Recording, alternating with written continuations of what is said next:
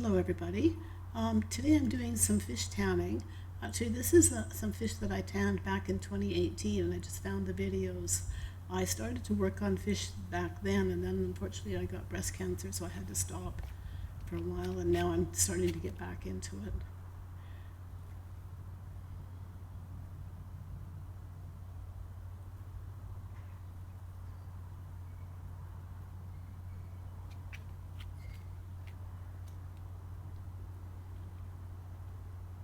So basic equipment that you need is a bucket and safety goggles, some gloves, um, knives and things for scraping, calcium hydroxide or garden lime, vinegar, and alum and rock salt. And I will show how I use these as we go through this video. So I start by cleaning the fish. This is skins that I bought from a local fish supplier.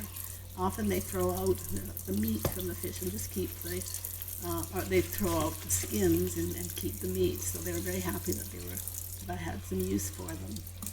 So I'm washing it all first with ordinary dish soap or fairy liquid, just to remove some of the oils and stuff. So I wash it well and squeeze it.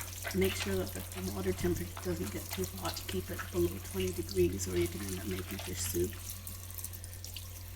So now I'm going to scrape the flesh and the scales off. So I'm using the fish knife for this, and it scrapes off fairly easily actually. You just have to be careful that you don't rip the fish, which does sometimes happen, but if you do it slowly and carefully, it comes off quite easily. I don't find it too smelly to work with.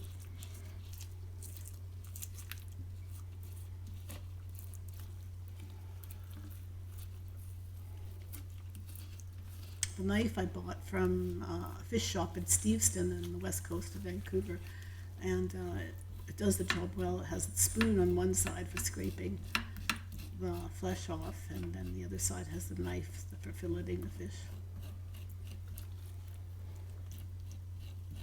So I remove as much of this membrane as I can, and then I turn it over and I scrape the scales off. This is the part that gets messy because sometimes those do fly around. So I like to wear goggles at this point because I have gotten fish scales in my eye a few times, and that's not too pleasant. But it comes off and it's not bad. You have to do it a couple of times to get all the scales off. But once you've done it, you kind of get the hang of it. And it's not as yucky as it looks. But then I looked out as a fisherman, so I grew up around fish all my life, so it doesn't bother me. And after that's done, then it gets soaked in salt and water, and that's what the pickling salt, natural rock salt, is for. And this removes some of the oils from the fish and starts to dry it out. And leave it in there for a couple of hours. Take it out, and then I make a mixture of the calcium hydroxide or garden lime, and this changes the pH to high pH, and the lime removes the oils from the skin. When it comes out, it's actually quite dry and it's not oily, and you then have to be able to get the oils back into it to soften it, but not the fishy ones. You have to put in the soft ones.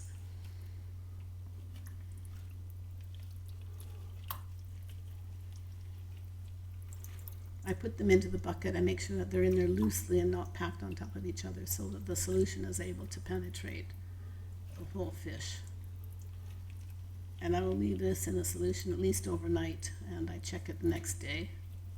And if the fish smells fishy and smelly, then it needs to go in longer. But at this stage, it should have removed all the smell from the fish skins. And then I put the lid on it and leave that overnight. Now I make a tanning solution. This time I'm using birch bark, and I was also using walnut that day, but I'm just showing the birch one. I prepare the solution the day before, and then I put a bucket of water, and I don't put the whole solution in all at once. I put it in a little bit every day, because if you put in all at once, it's too strong and it will burn the fish and you'll get holes in the fish skins. So you have to have this slowly. This is why it makes fish tanning quite a slow process, because it can take 3 or 4 days. It can take 2 or 3 weeks, depending on the thickness of the fish and how quickly it absorbs the tannin. If you don't tan it long enough, then the fish will go moldy and go bad. That's happened to me as well. I think, oh, I've done a lovely job, and I pull it out a week later, and oh no, there's mold starting to develop, which means I did not do the tanning right.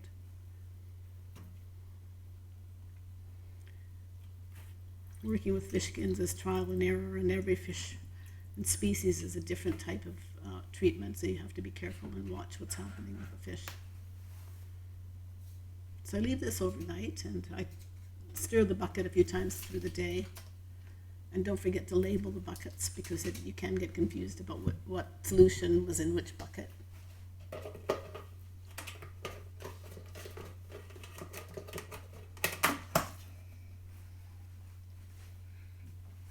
So the next day, this time I'm doing it outside, which is nice, but you've got to be careful when you're outside that it's not too hot, and you can start to cook your fish. But it's nice to do it outside. All this mucky splashing around. So I'm pulling each fish out, and I'm checking it to see how well the tannin and dye is penetrating. It should start to look pink throughout the whole skin, on both sides of it. And so you do this every day, you pull it out and check it. And then you add some more solution and put it back and check it the next day. When it's done, you can do a little slice off the end, and you will see that the whole inside of the fish skin is also turned pink, or whatever color of tanning solution you're using, so it doesn't have white spots in the middle of it. So here I'm only using a little bit again, making the solution a bit stronger. And then I put the fish skins back in. And I'm going to stir this bucket a couple of times through the day again to make sure that it's going through evenly and it hasn't settled and there's folds in it that stop the dye from going through it all. And I'm going to repeat this however many days it takes to get a well-tanned skin. I think with these salmon skins, I think it took me about 4 or 5 days to tan.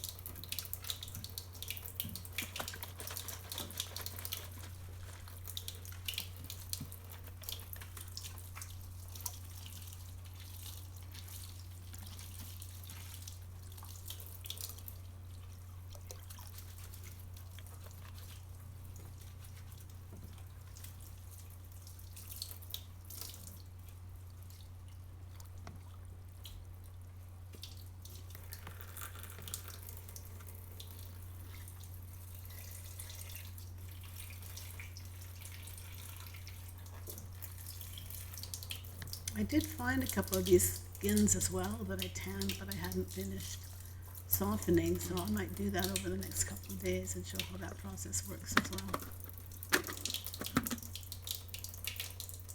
Okay, now those birch bark ones are going to take several more days to process, but I have some other skins that I did the week before, and here I'm stretching them. So after that's been tanned, the fish needs to get stretched again because it's all shrunken with the chemicals that have been put into it, so it needs to get stretched and softened back into its pliable state of what it was when it was a fish.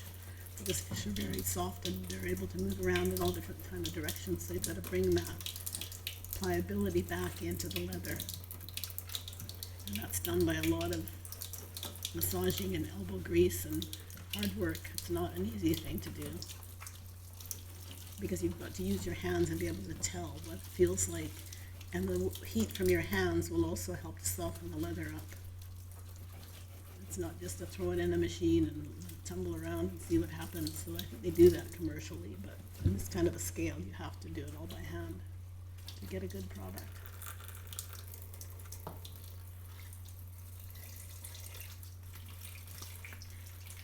And fish skins are not, the sinew or the muscles in them are not linear or horizontal. when you look at a fish, it's very flexible. You look at the scales; they're kind of a diamond shape, and they go diagonally, so they're stretched, backwards and forwards. But it's also stretched sideways and at angles. So you've got to stretch it from all sorts of different directions. And as you work with it, you can feel the leather start to pull apart and give again. And that's the situation that you want for the leather to be. You've got to return it back to a much more natural state of being a fish again, rather than a chemical cardboard. So this is the part that takes all the work and the skill, and the feeling what it feels like in your hands and stuff. But you do soon learn when you work with it a bit. You can start to tell what's happening.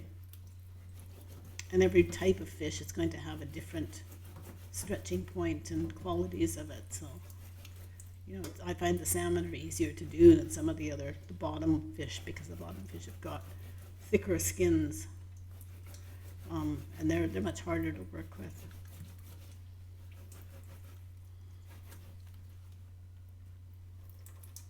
See here, I'm stretching it. It's starting to actually pull a bit longer as you work it. Now you can do this over several hours. You can do a little bit and then wrap it up back in a plastic bag and keep it moist, because as soon as it dries